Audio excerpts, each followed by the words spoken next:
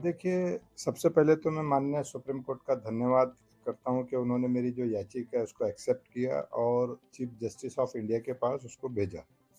दूसरी बात ऐसी है कि इंडिया में जितने भी माइनॉरिटीज़ है, तो उसमें सब के सब जितने भी संस्था चालक के फ़ेवर में वो जो याचिकाएँ होती थी, लगती थी, माइनॉरिटीज़ के बारे में लगती, लेकिन माइनॉरिटी के उन बच्चों के बारे में कभी भी याचिका लगी नहीं। ये इंडिया में पहली बार ऐसा हुआ है कि जो फर्स्ट याचिका है, वो बच्चों के हितों में लगी हुई है।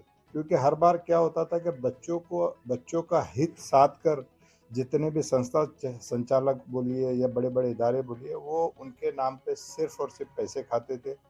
और बच्चों का दुरुपयोग करके सरकार से वो पैसे लेते थे। देखिए, मागणी सर, इसका मागणी काय ते सांगा? प्रेयर काय? उद्देश्य मेन यही है कि भई आर्टिकल 29 और आर्टिकल 30 जो संविधान ने माइनॉरिटीज़ के लिए जो दिया है, उसका जो गैर वापर हो रहा है, उसका सही वापर करना। बच्चों के हितों में ये याचिका इसलिए डाली गई है कि जो बच्चों को पढ़ाने वाला जो टीचर होता है, जो आर्टिकल 29-30 जो बोलता है कि उनको टीचर अपॉइंट करने के जो और पावर्स है, तो वो संस्था संचालक जो भी है, वो ये करते हैं कि अपने परिवार से, अपने दोस्तों को ही उसी स्कूल में रख लेते हैं। अब ऐसा होगा, हमने माँगनी ये की है कि भई आप बच्चों को माइनॉरिटीज़ के लिए दे तो रहे हैं, लेकिन उसका दुरुपयोग हो रहा है। आप हमको टीईटी के माध्यम से वो टीचर आना चाहिए उस स्कूल में।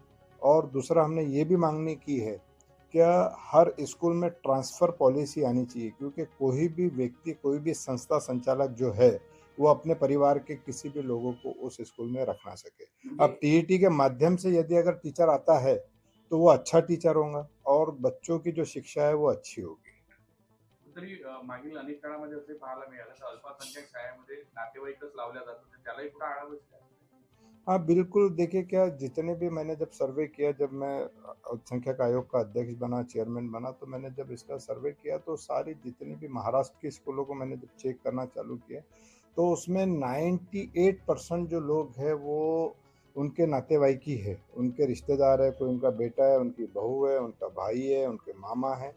तो ये सब स्कूल चला रहे हैं, उनको बच्चों से, बच्चों की शिक्षा से कोई लेना-देना नहीं है। उनको सरकार से पैसे लेने हैं बच्चों के नाम पे, और वो बच्चों के नाम पर पैसे लेकर अपना परिवार पालन-पोषण करते हैं। और वो जितने भी संस्था संचालक है, भले उनको मेरी बात बुरी लग रही हो, 98-99% जो संस्था संचालक है वो बिज़नेस कर रहे हैं। वो बच्चों को देश में पढ़ा नहीं रहे और कोई भी देश सेवा नहीं कर रहे। वो बिल्कुल सिर्फ़ और सिर्फ़ पैसा कमा रहे हैं, शिक्षा के नाम पे, बच्चों के नाम पे, माइनॉरिटीज़ के नाम पर। इसलिए माननीय सुप्रीम कोर्ट ने ये याचिका को एक्सेप्ट किया और इस याचिका को सीधे-सीधे सीजेआई को, जो चीफ जस्टिस ऑफ इंडिया है, उनको भेजा। अब ये जो याचिका है वो 5 बेंच या 7 बेंच की जजों की बेंच जो है उस याचिका को सुनेगी। धार्मिक संस्थांवरती टीटी बंधनकारक म्हणजे नेमकं कोण-कोण अंतर्गत यामध्ये आपण म्हणताय? नहीं, सभी माइनॉरिटी के स्कूल, ये जितनी भी माइनॉरिटी के स्कूल है, जैसा महाराष्ट्र में अगर आप देखें तो 8,500 स्कूल है और इंडिया में तो काफ़ी सारी होंगी, जो सरकार से फंड लेते हैं माइनॉरिटीज़ के नाम पर और उसका जो दुरुपयोग करते हैं, उनके खिलाफ ये याचिका है। याचिका ये उन बच्चों के फ़ेवर में है और उन संस्थाओं के खिलाफ है, जो बच्चों के नाम पर, माइनॉरिटी के बच्चों के नाम पर सिर्फ़ और सिर्फ़ धंधा कर रहे हैं, उनके खिलाफ है। ये इंडिया के उन बच्चों के फ़ेवर में ये याचिका है। अगर टीईटी के माध्यम से सारे इंडिया के स्कूलों में टीचर्स आएँगे, तो डेफ़िनेटली आज जो शिक्षा का स्तर जो है वो बढ़ेगा, शिक्षा सुधरेगी और बच्चे डॉक्टर, इंजीनियर बनेंगे। अगर आप डेटा उठा के देखें तो माइनॉरिटीज़ के स्कूल में जितनी भी है हिंदुस्तान में, खाली कुछ मुट्ठी भर स्कूल है जो क्रिश्चियनों के अगर आप छोड़ दीजिए, तो मैक्सिमम उर्दू स्कूलों में जो बच्चा है वो कभी ना डॉक्टर बनता है, ना इंजीनियर बनता है, ना पायलट बनता है, ना बिज़नेसमैन बनता है। वो बच्चा बनता है कबाड़ी वाला, चाय वाला, पान के ठेले वाला, ऑटो रिक्शे वाला। तो इसके लिए हमने ये याचिका डाली। विषयाचे तालीम ट्रस्टसोबत ही याचिका जोडण्यात आली आहे. त्याचा संदर्भ काय होता आता हे नवीन आहे? नहीं, जितनी भी हमको जो दत्ता जी थे, जो जजेस थे, उन्होंने बताया कि जितनी भी जो याचिकाएँ डली है, वो सारी की सारी माइनॉरिटीज़ के फ़ेवर में, संस्थाओं के फ़ेवर में।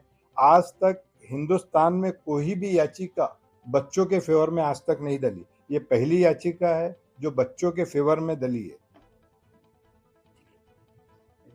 हर ब्रांड के मोबाइल और एक्सेसरीज अब एक ही छत के नीचे। हर मोबाइल की खरीदी पर पाएं धमाकेदार गिफ्ट, वो भी बिल्कुल फ्री। और सुनिए 0% फाइनेंस का भी भरपूर फायदा उठाएं।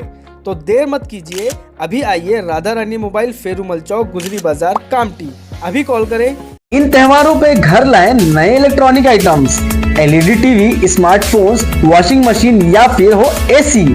हमारे यहाँ सभी इलेक्ट्रॉनिक अप्लायंसेस पर 0% डाउन पेमेंट के साथ फाइनेंस फैसिलिटी और एक्सचेंज ऑफर के साथ पाए ढेर सारे गिफ्ट वाउचर जीतने का मौका।